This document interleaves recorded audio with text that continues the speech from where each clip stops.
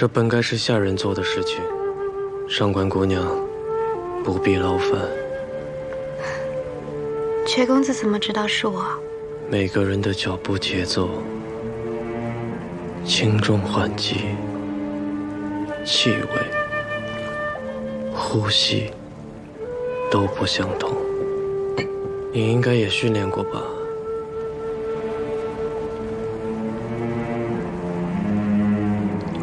我在孤山派的时候，跟着爹爹简单学了一些功夫。公子说的这种训练，我倒是没经历过。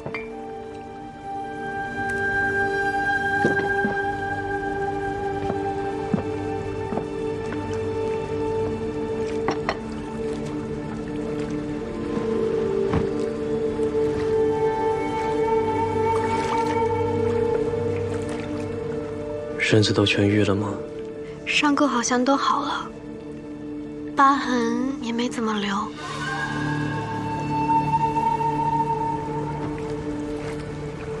公子，要看看吗？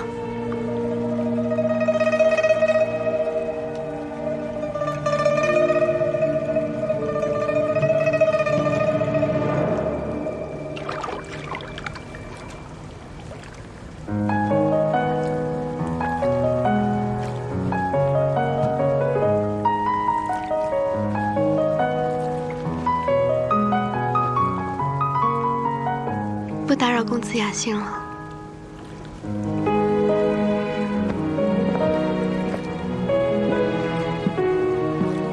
这个温泉有疗伤养肤的功效，你要不要试试？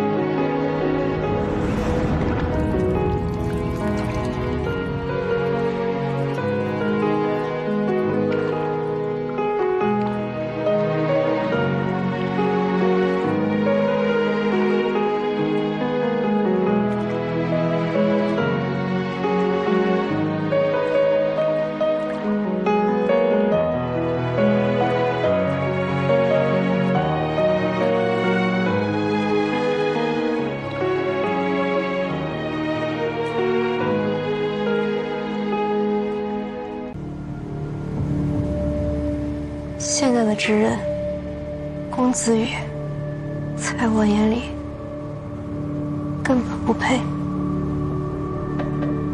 最有资格当职任的是宫二先生，宫上爵。你很了解我吗？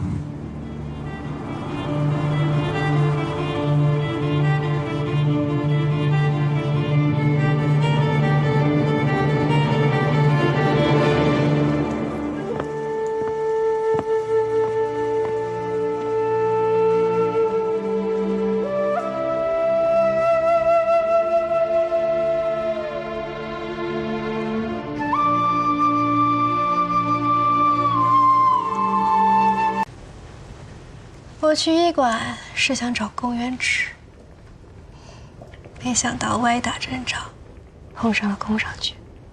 原来你的目标是宫上爵，你还挺聪明。宫家子弟中最难对付的就是宫二。宫门里每个人都难对付，是吗？我看公子羽看你的眼神都是直勾勾的，有把握了吧？有，应该有。你呢？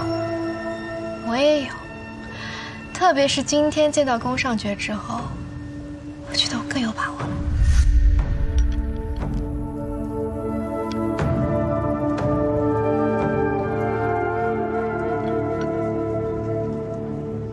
宫上爵看到我这玉佩，虽然什么话都没说，但是我知道，一定勾起了他的好奇心。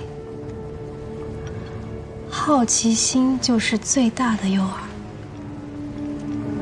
他一定不会放我走的。这玉佩什么来头？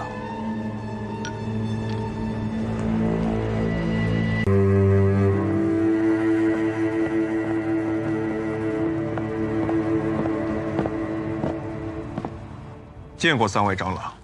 子曰：“按照礼数，父母离世，守孝3年，不可娶亲，不可饮酒欢庆。本应该将所有选妻新娘全部遣返归乡，赔礼致歉。但念及此次变故，吴峰也掌握了进入宫门的方法。我们认为，未来很长时间之内，都不适合从山谷之外迎娶新娘，所以大家商议，希望指认大人就从这次进入宫门的姑娘中选出一位心仪之人，留在身边暂作随侍，另寻良辰吉日，正式迎娶。好。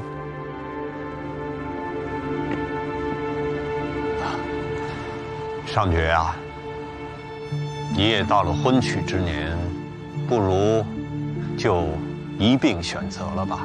也好，此次选亲本为前少主而设。近年来宫门事务繁重，我本无意娶妻。但今日变故，让我不由得重新思量。宫门血脉一直薄弱，况且从近期种种迹象看来，吴峰对宫门的围剿已经开始谋篇布局了。这是好事，好事成双吧。子瑜弟弟，意下如何？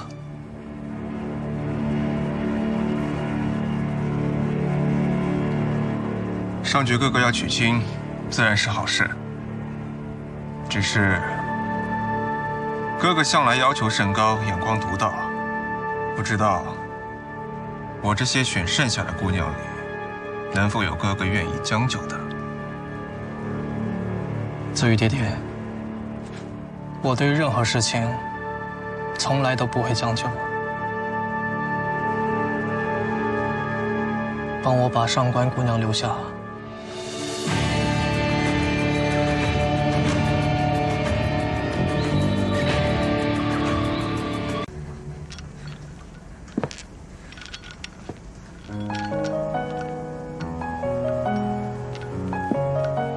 薛公子不用还给我，这本就是我送给薛公子的礼物。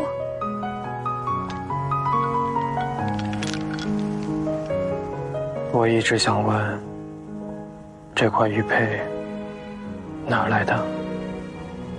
薛公子原来不记得了，这玉佩本就是你的。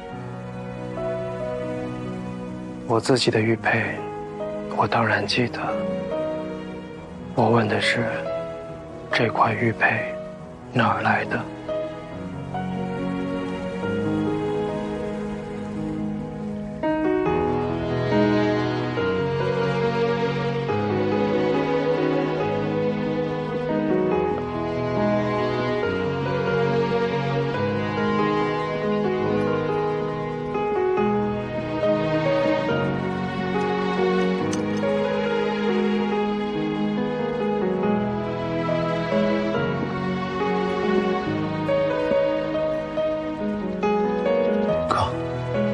你知道我的安心囊袋绝对不会轻易松脱掉落下来。但你刚才也看到了，你拿它没有办法。即使我愿意相信你，其他人也不会相信你。弟弟，刚才那一句，你确实说了。是我草率了。知道狮子靠什么捕食吗？尖牙利爪。不对，靠群狮齐心。是耐心。耐心。狮子在没有绝对把握的时候，都会卧于草丛，静入磐石，绝不会轻举妄动。否则，一旦惊动了牛群，就会一无所获。如果有只狮子像你刚才一样草率的话，当天就要饿肚子了。更糟糕的是，那狮子可能会被其他狮群孤立、放逐。明白了，哥。你明白什么了？事情远比我想象的更复杂，也比想象中有趣。薛公子原来不记得，这玉佩本就是你的。我自己的玉佩，我当然记得。我问的是，这块玉佩哪儿来的？姑娘，你在这儿不冷吗？不要过来！放开我！放开我！救命啊！谁啊你？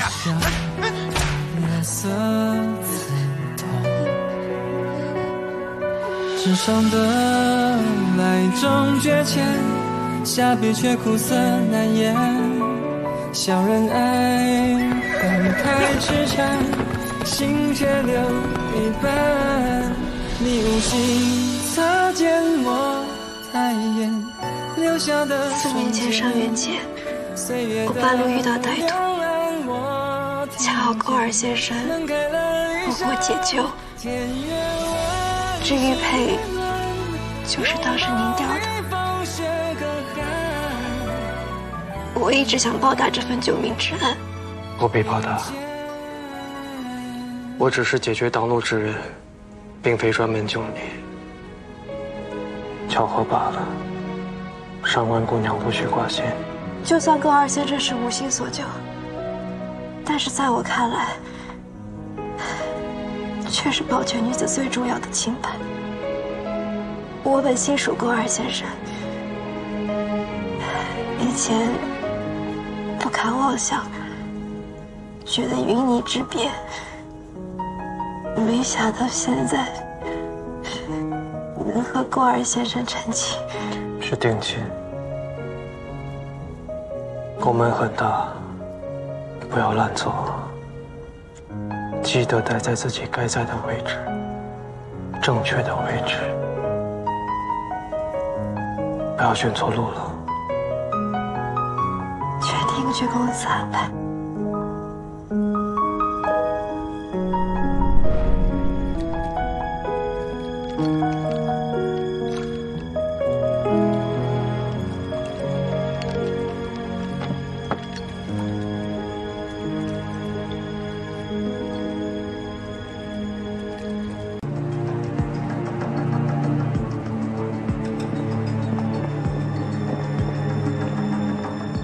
今日怎么这么丰盛？饭菜正热，2位公子来得刚刚好。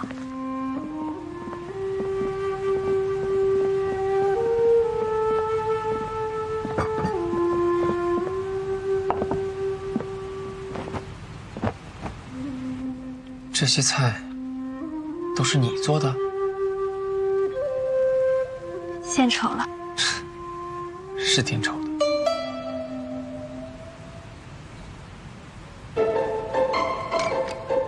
这是什么？像是野鸡。特意吩咐厨房去山上打的野鸡，去皮剔骨，炸过一遍，再下锅煎炒。上官家是大富城的望族，你是大小姐，还会这些？我娘说过，女子会做菜，才能留住人。走吧。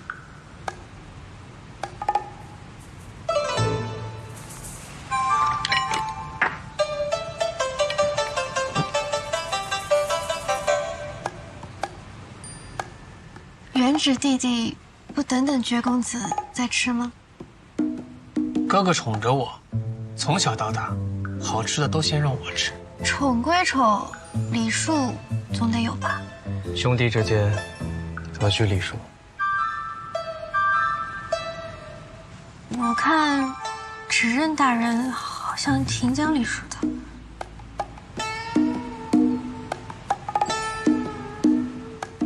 所以他不是我们兄弟。什么意思？而且他也不是直认。他吃饭。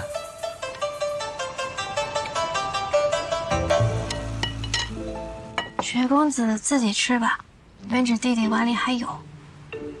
不许叫我原指弟弟，只有我哥可以叫我弟弟。你不是很讲礼数吗？那以后就叫我指公子。成亲之后，就可以叫弟弟了。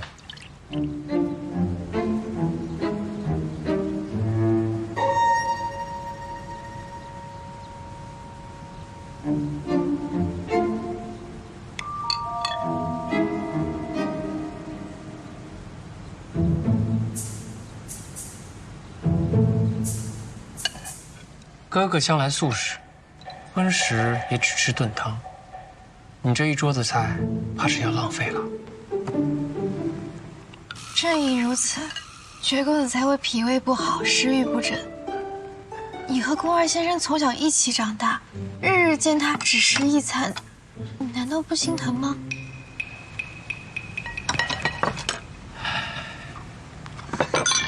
小女知错，还请公子责罚。哦，你错在哪里？错在擅自揣度公子心事。你揣度到什么了？薛公子平日只食炖汤，不食完整鲫鱼。我猜，是因为他们的眼睛。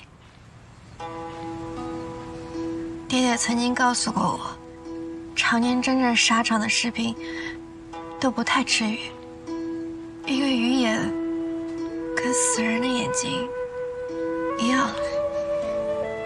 薛公子这些年为了宫门出生入死，经历了太多血腥场景。其实嘴上不说，心里还是有芥蒂的。你知道的还挺多。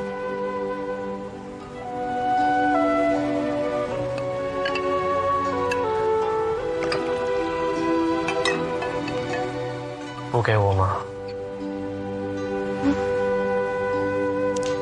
你盛那碗汤，不是要给我吗？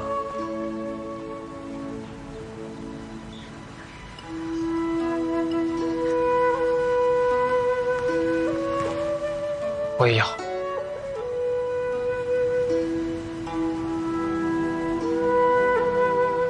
让他盛。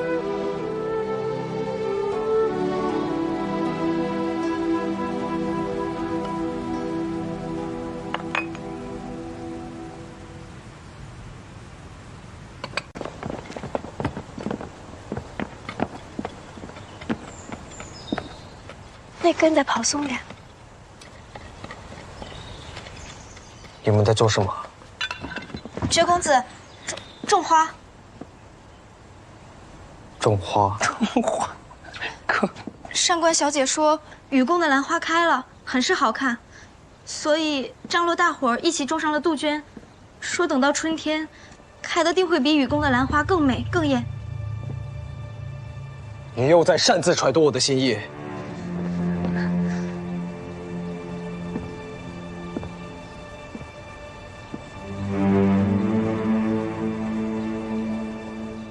你为何不跪？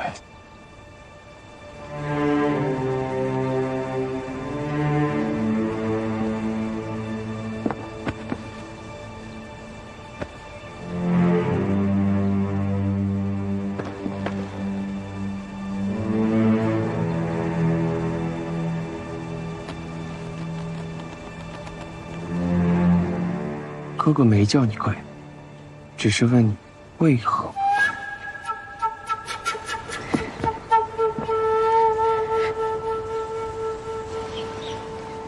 原指弟弟善于读懂顾尔先生的心，而薛公子善于折磨人心。跪也是错，不跪也是错。我同哥哥一起长大，都不敢对他妄自揣测。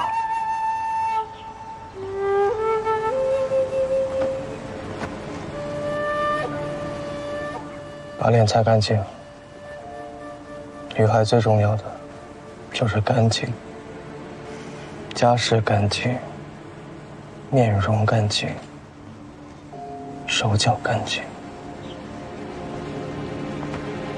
学狗在教训的是，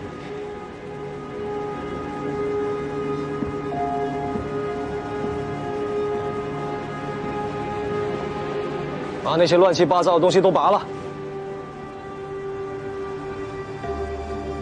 只要白色的。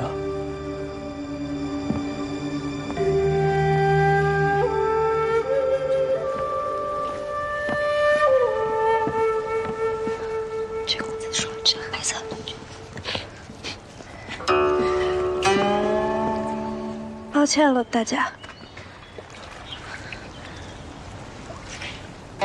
大家怎么了？绝公子说要白色杜鹃。是啊，害大家把莫回一绑上。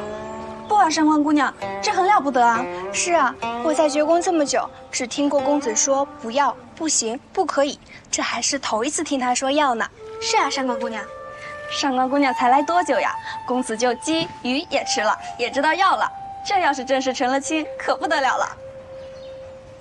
大家快别取笑我了，宫二先生肯定是看大家辛苦才于心不忍，是我太冒失了。我去厨房给大家熬点汤水。多谢上官姑娘。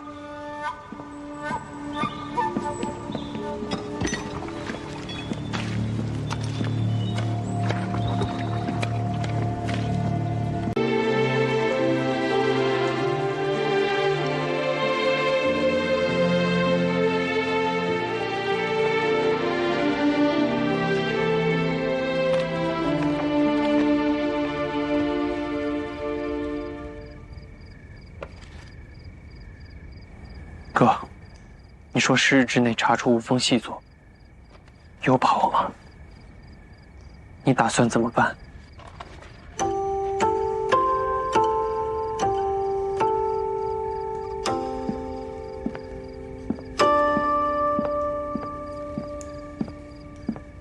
有事？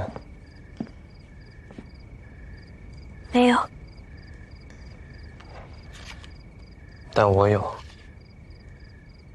我就想多陪着公子，有什么需要尽管吩咐我去做。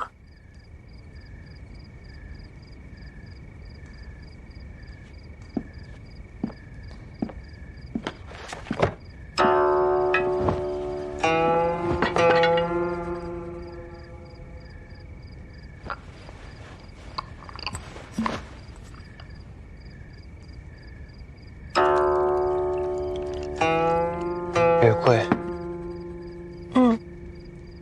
我看公子总爱在房间里点月桂熏香，就去药房领了一些月桂花叶，熬制了精油。我爹爹是文官，总爱在末里加一些上官家特殊调配的香味，为了辨别文书的真伪。所以，我也想给公子加一些。可能没什么功用，但如果公子闻着，心神愉悦，清净思绪，也是好的。你知道我为何喜欢月桂？教我礼乐的先生也曾教我辨识花草，粗通药理。月桂是种既恐怖又有魅力的植物，它的花意是蛊惑。的确，世人常说，月桂既危险又迷人，代表了蛊惑。但其实月桂的花叶还代表着胜利。小女不才，让大人见笑了。月桂一直是传说中的长生之药，月中至宝，难以摘折。若有幸，可以寻到吴刚在广寒宫中种下的月桂花枝，无论挂上什么，铜钱也好，金玉玛瑙也罢，都可以无限采摘，富裕满盆。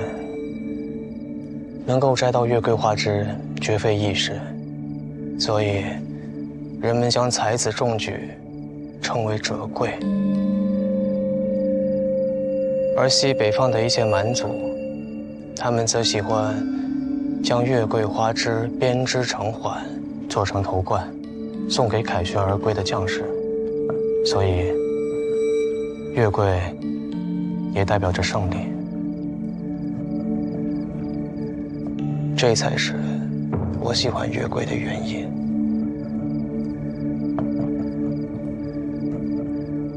那我还真是误打误撞了。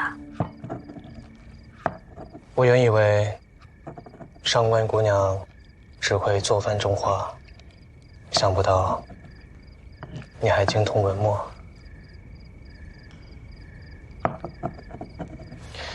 以后厨房的事你就不用费心了，按照我以前的习惯来就好。待在厨房对你来说有些委屈。公子若是不喜欢鲫鱼，我可以换其他的。我确实不喜欢。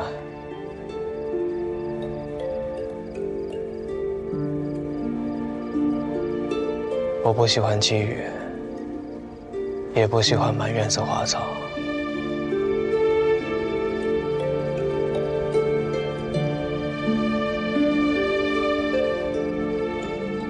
那公子为何还任由你初到绝宫，急于建立威信，我自是不便驳了你面子。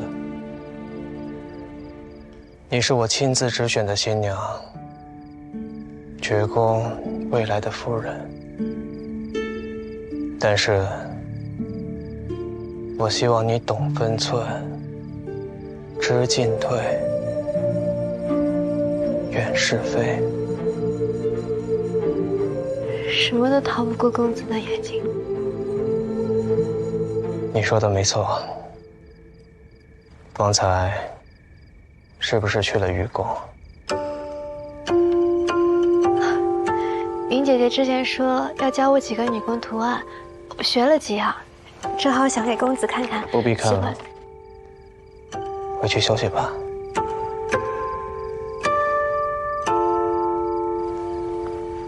是。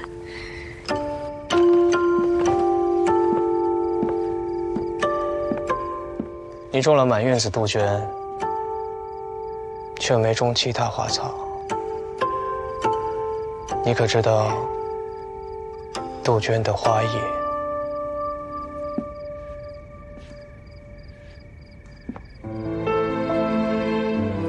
知道。上官姑娘为何只选杜鹃呢？因为杜鹃花的花意是，我永远属于你。哎呀，姑娘心思可真细，好浪漫呀！但愿绝公子能懂姑娘的心意。宫二先生饱读诗书，自然能懂。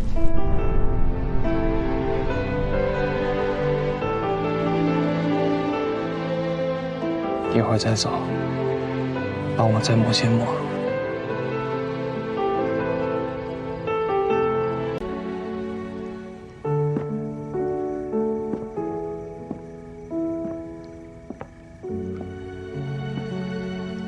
宫二先生，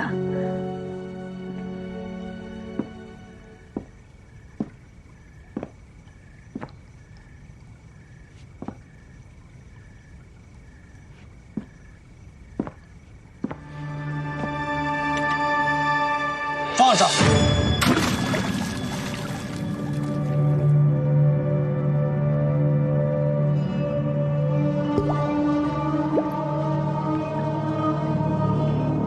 你来做什么？下人听到有摔东西的声音，都不敢贸然进来，怕惹怒了绝公子。那你就敢来？我也害怕，但我知道，公子再生气，屋子里也不能没有伺候的人。而且我知道，宫二先生看着下人，其实很温柔的。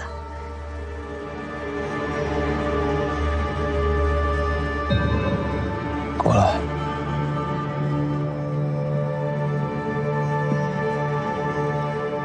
把手伸出来。薛公子怎么知道我划到手了？气味。在江湖走动多年，我对血腥味最为敏感。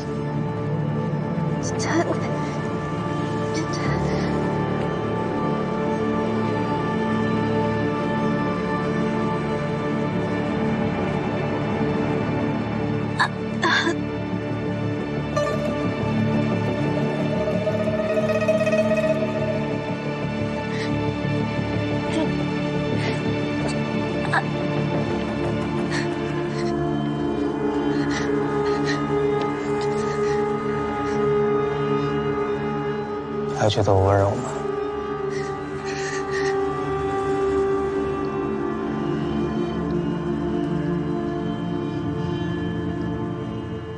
一点小伤而已。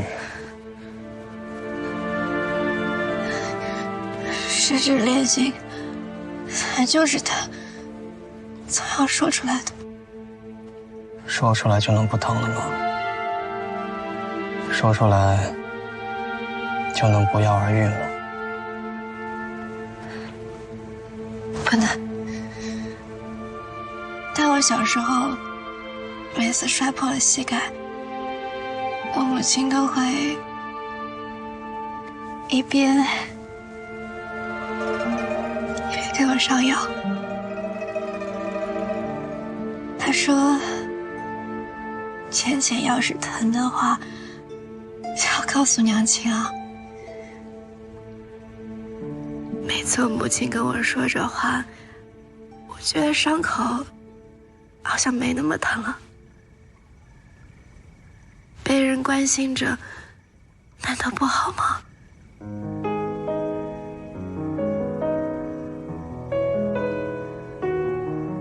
小孩的世界和大人的世界不一样。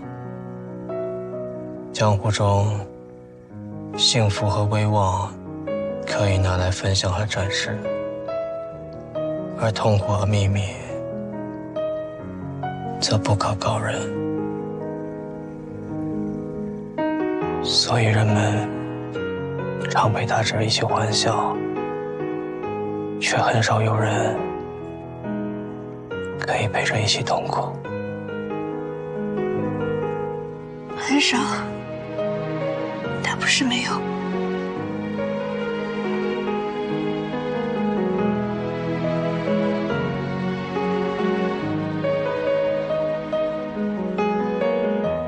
若是伤口掩埋在心底，自己一遍遍描摹，一遍遍触摸，只会变得更加伤痕累累。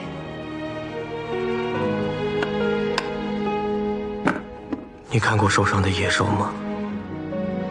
他们不会把伤口展示给别人，因为族群里容不下弱者。他们只会独自找一个阴暗的山洞，悄悄舔舐，等待康复或者死去。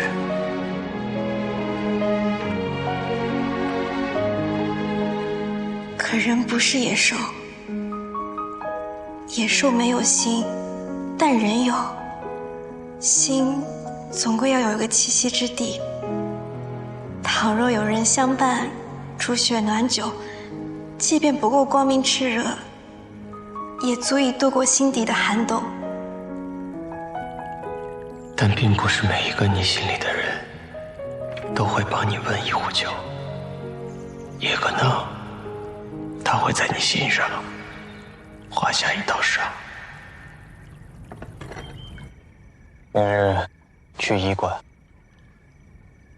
这点小伤不要紧。我不是指这个。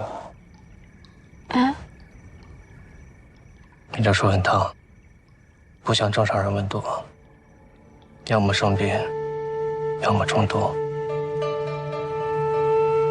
前几日受了风寒，有点发热。吃药了吗？没有，从长老遇害之后，出入驿馆都需要知公子的手令，领取药材更是严格。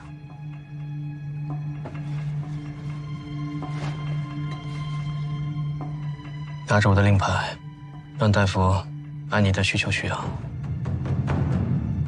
这令牌是在宫门内畅通无阻。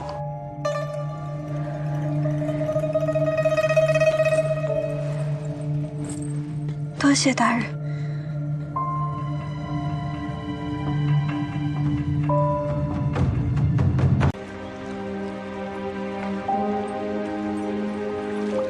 觉公子平日都是独自一人，怎么今天突然邀请我一起用膳？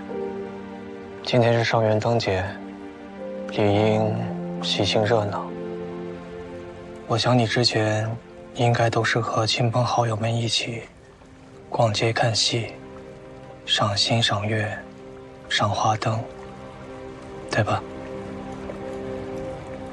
我小时候身体不好，其实也不太出门。宫门里的上元节是冷清了些，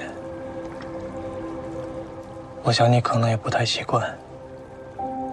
正好我把事务处理完了，来陪陪你。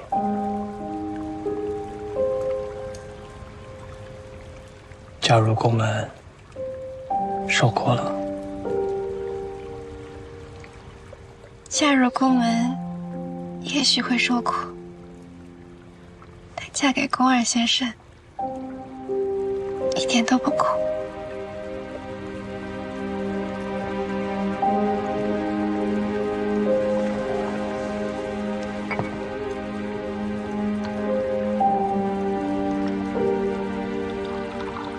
其实公子不喜欢热闹吧？不喜欢。那我也不喜欢了。喜欢还可以改的吗？当然，喜欢都是后天的，没有谁生来就喜欢谁。但仇恨可以是先天的。有些人生下来就带着恨。是啊，这世间没有无缘无故的爱，却有无缘无故的恨。两个可能没有见过面的人，却是生死世仇。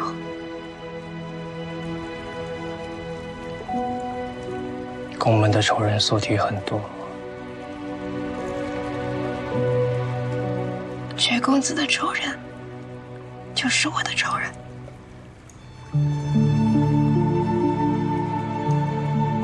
你很会说话，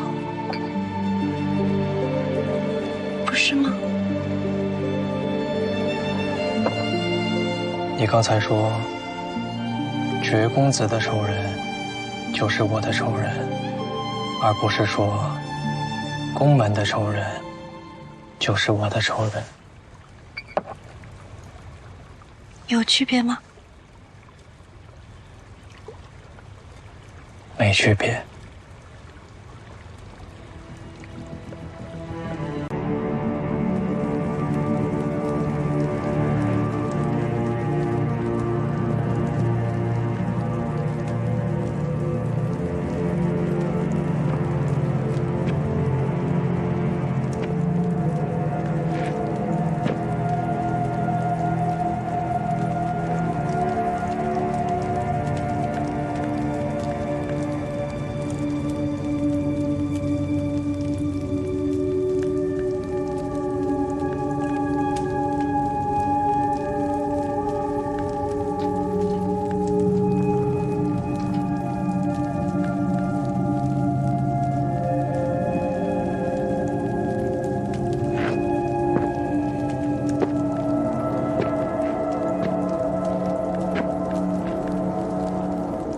酒碗都还是满的，看来还没进行到这一步。你熬过了鞭刑和夹棍，但这只是开始。我手中这把剃刀，刀片刃而锋利，是宫门锻造暗器的工艺锻造而出。此刀名为蝉剃，能将每一块肉都剃得薄如蝉翼。光是一条腿，就能剃足1天1夜，令人生不如死。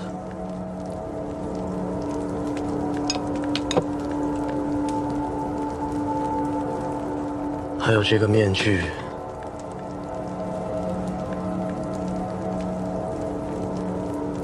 这么漂亮的脸，可惜了。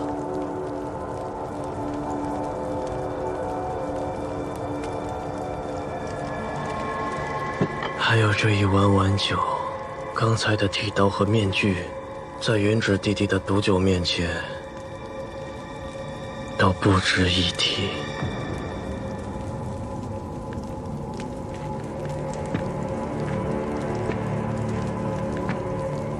所以，你打算招认吗？相信我，你扛不住的。只要你肯说实话，我保你不受苦。你能不能保我不死？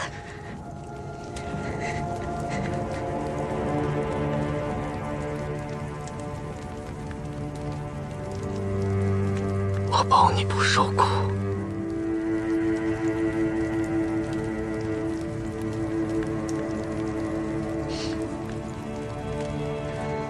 我若说了，公子会信吗？你说你的，我自会判断。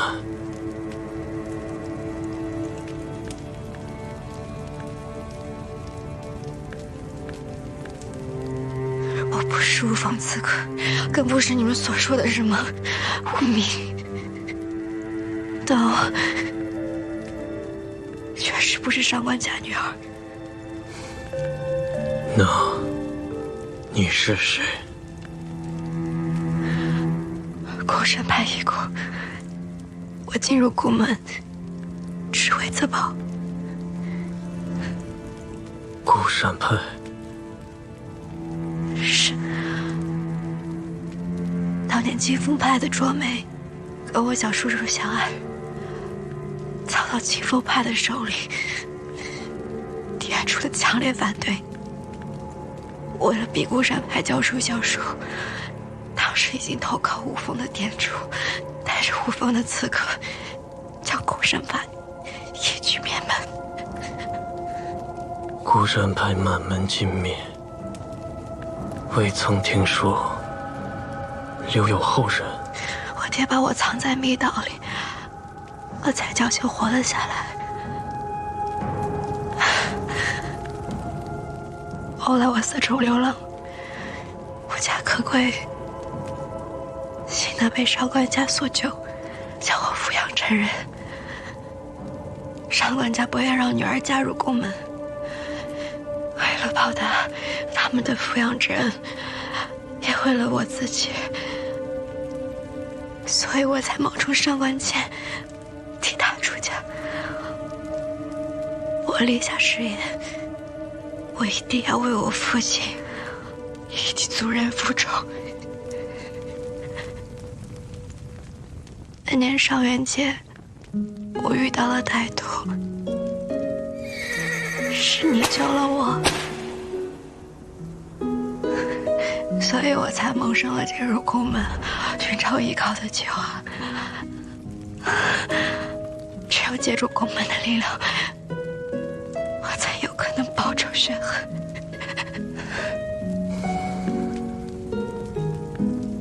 那这和你去刺杀公子羽有何关系？公子羽，我的目标是武器。为何？因为那日听到你说怀疑我既是无名，而每一个无锋的人都是我的仇人。我去雨宫，看见武姬在公子羽的房间，我便在窗后偷偷观察，结果却看到无忌手里拿了把软剑，那剑薄而刃，与封官场使用的剑无异，所以我确认无忌就是无名。大火被无忌发现了，他武功在我之上。既然他武功在你之上，那为何他还是被你刺伤？无忌自己撞上来的，他故意让剑脱手，被我抢到，然后朝我剑撞了上来。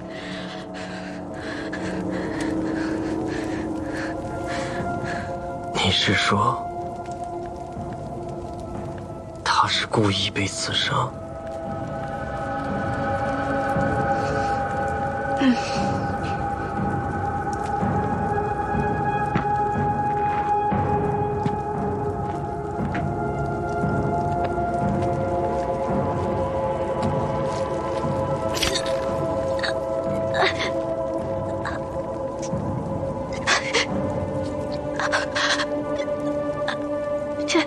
你说的可都是实话。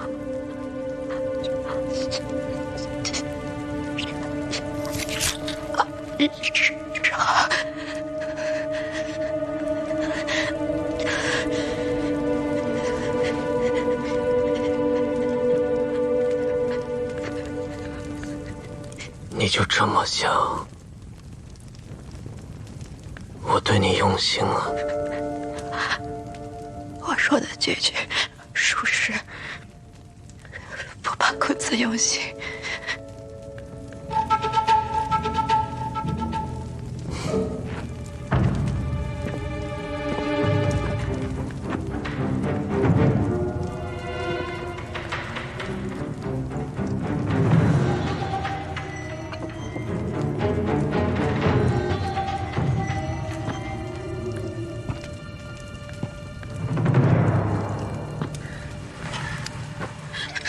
我有证据证明我是顾氏派的人，给我解开，我生命给你看。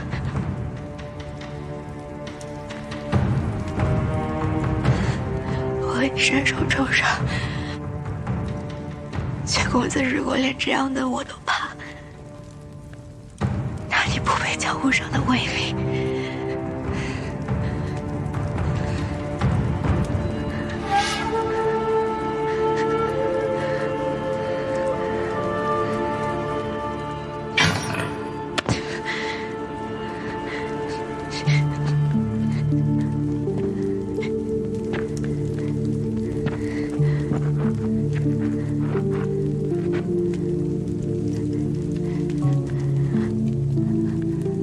证明。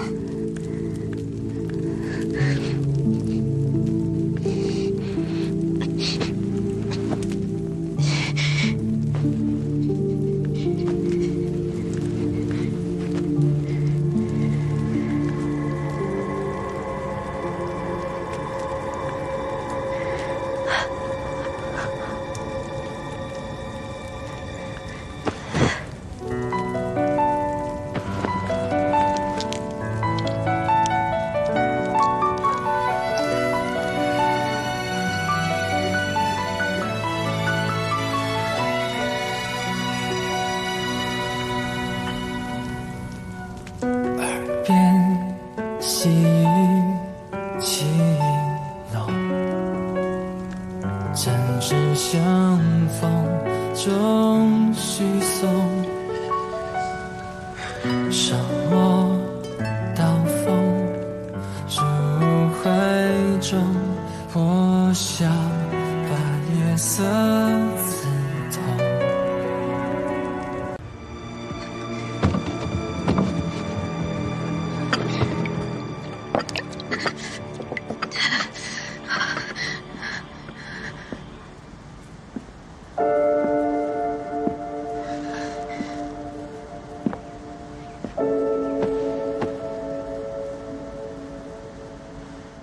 裴公子，不是我哥很失望吧？你不必在这里装可怜，我哥又看不到。芷公子说笑了，你看我身上这些伤，哪一点像是装的？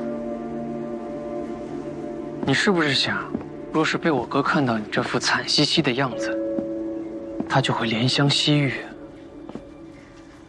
我有自知之明，我伤了这么久，阙公子都没来看过我，哪像芷公子受伤的时候，阙公子可是寸步不离呢。我是他弟弟，我们从小到大的情分，你羡慕不来的。若是有一天，阙公子待我，有待芷公子的千分之一，我也就满足了。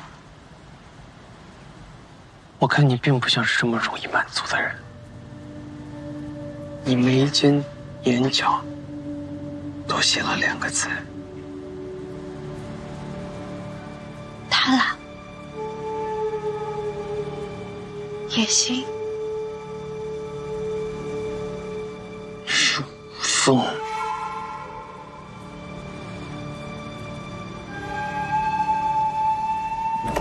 胭脂，我听下人说，你来了这里。阙公子不用担心，芷公子并没有打扰我休养，他只是过来关心一下我的伤势。我没有说他打扰你啊，我也没说是来关心你啊。怎么不喝药？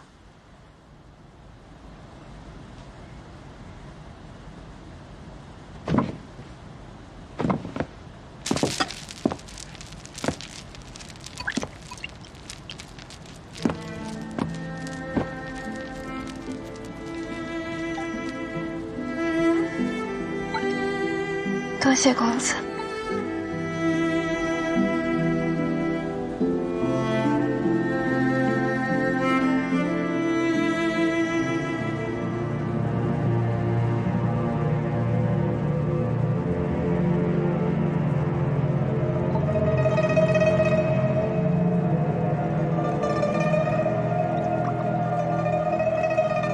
胭脂，胭脂。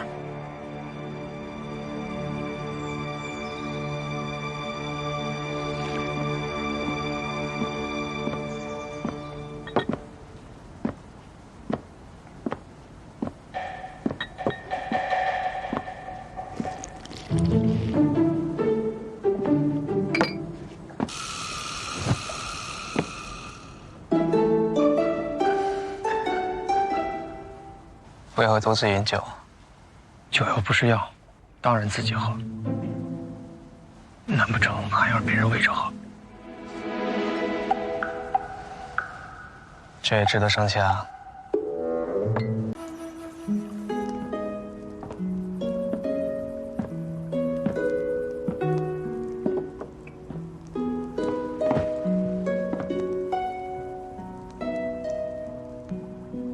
金龙丹草够用吗？够的。乌姬夫人给了好多，怕留了疤痕，阙公子不喜欢。你可以直接问我要，一味药材而已，没有必要委曲求全去道歉。没有委曲求全。是吗？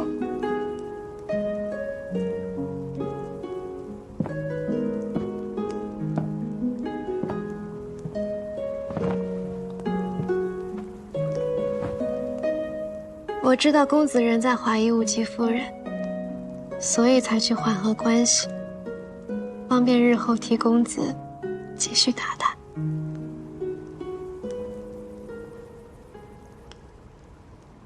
是替我，还是替你自己？替你，也就是替我。和公子不分彼此，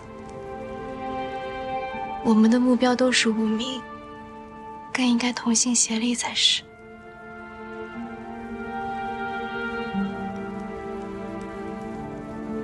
你变得有些不一样。也许这就是真正的我。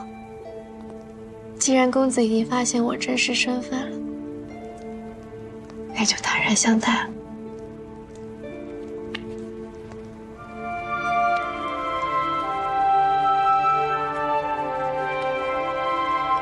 公子可喜欢？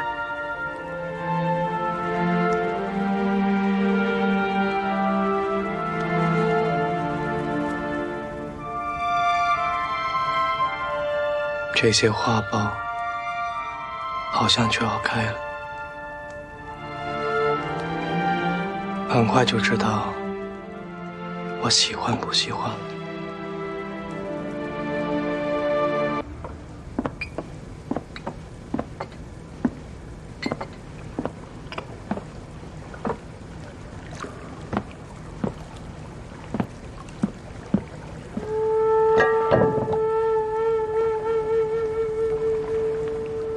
这本该是下人做的事情，上官姑娘不必劳烦。薛公子怎么知道是我？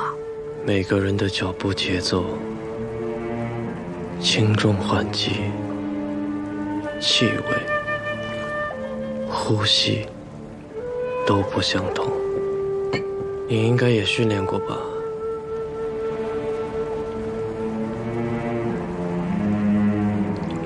我在孤山派的时候，跟着爹爹简单学了一些功夫。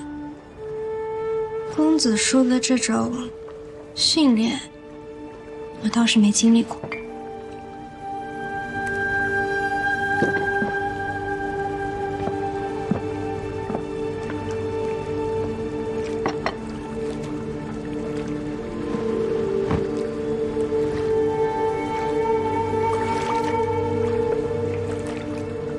身子都痊愈了吗？伤口好像都好了，疤痕也没怎么留。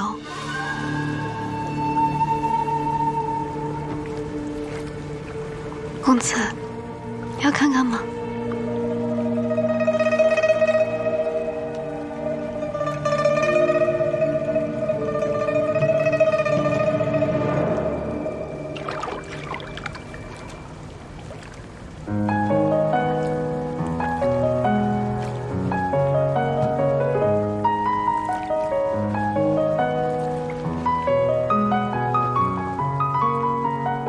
不打扰公子雅兴了。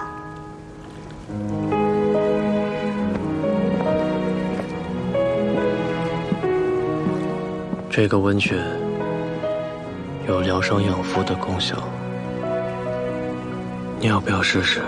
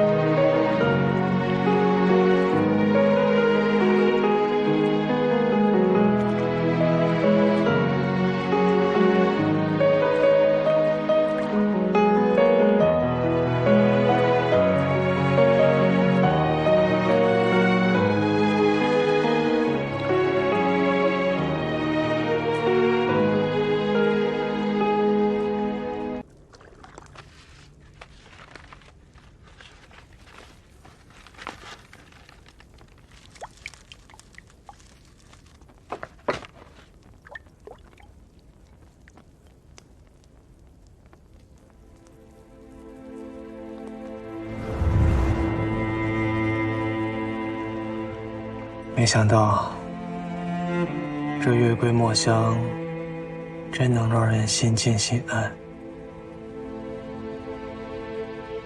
那我以后经常为公子默默伴读，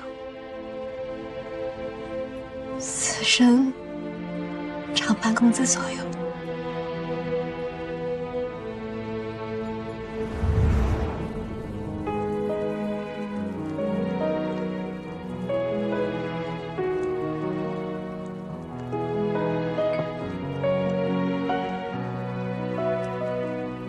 吴峰只训练我们如何动手，从没教我们如何动情。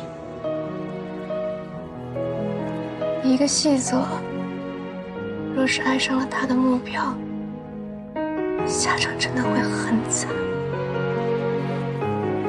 不要动心，这是我对你的忠告。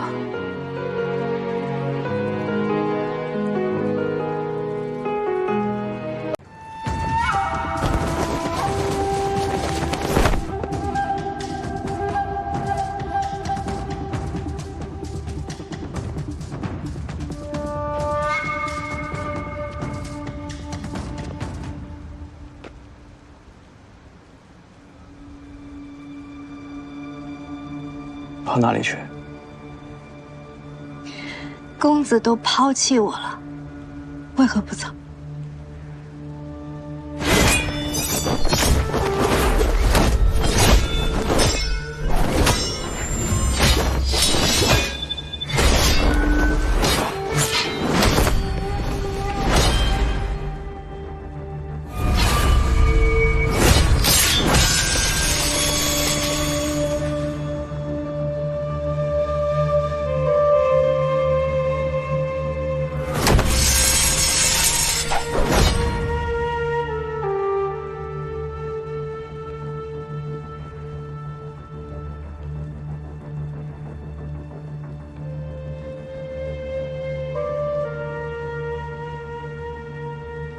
他勾画一骗我说合作，却想要独吞无量流火，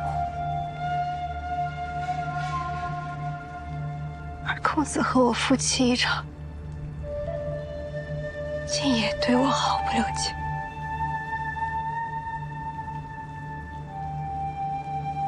无风之人何来情？可我心不在无风。我不信。我没有骗你，我的确是孤身派遗孤。当年我逃离密道，掉落山崖，撞到头部，失去记忆。点珠把我带了回去，骗我说我是他徒弟，叫我收养，为他卖命。然后呢？后来我一点点恢复了记忆，假意继续留在他身边。我跟公子说过，2年前我曾下毒毒杀点珠，点珠中毒之后，当时无风首领竟然取消了风雨不改的无风例会。通过这2件事儿，我才推测出无风的首领就是点珠。所以我才一直为无风效命，为的就是终有一日我能杀掉点珠，报仇雪恨。如今无量流火在我手里，我可以消灭无风，杀掉点珠。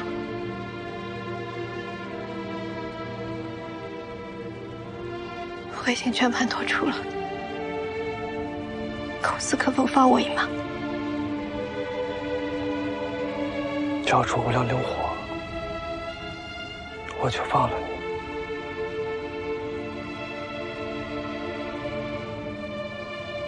如果我不愿意呢？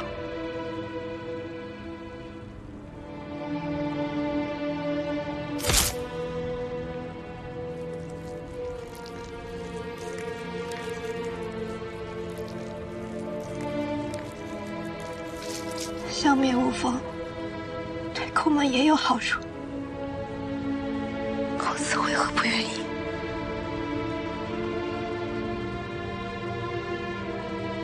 无量流火，绝不能落入外人之手。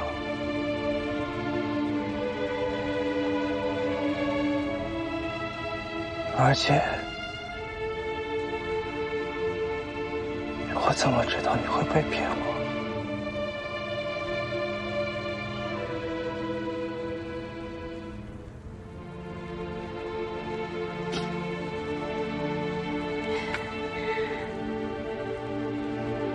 我不会骗你的。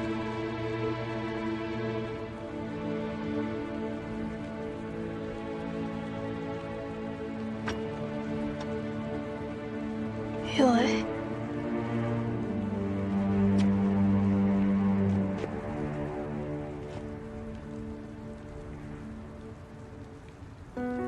边细雨起浓，针指相逢终须松。手握刀锋，入怀中，破晓把夜色刺痛。纸上的来终觉浅，下笔却苦涩难言。小人爱恨太痴缠，心却留一半。你无心擦肩抹太眼，留下的瞬间，岁月的两岸我听见。门开了一扇，喜欢都是后天的，没有谁生来就喜欢谁。公子可喜欢？没想到这月桂墨香真能让人心静心安。那我以后经常为公子默默伴读，此生常伴公子左右。潮烈火相拥，纸上的来终觉浅，却用半生来偿还。星月装点的双眼，却盛满离散。你无心哥，你就这么让上官田走了？放走不可能放他走。花开了一半，你转身我成全，告别彼此手缠绵。放他走。为何不甘？你说月桂香浓，让他走。难避眉间雪。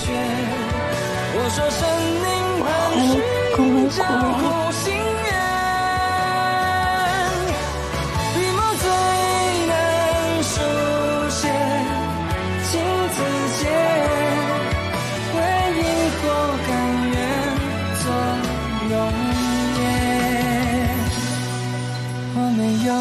开口却奢求最后的停留，你没有回头，我却还在原地等候。天越弯，心越乱，紧拥抱到风取暖，可悲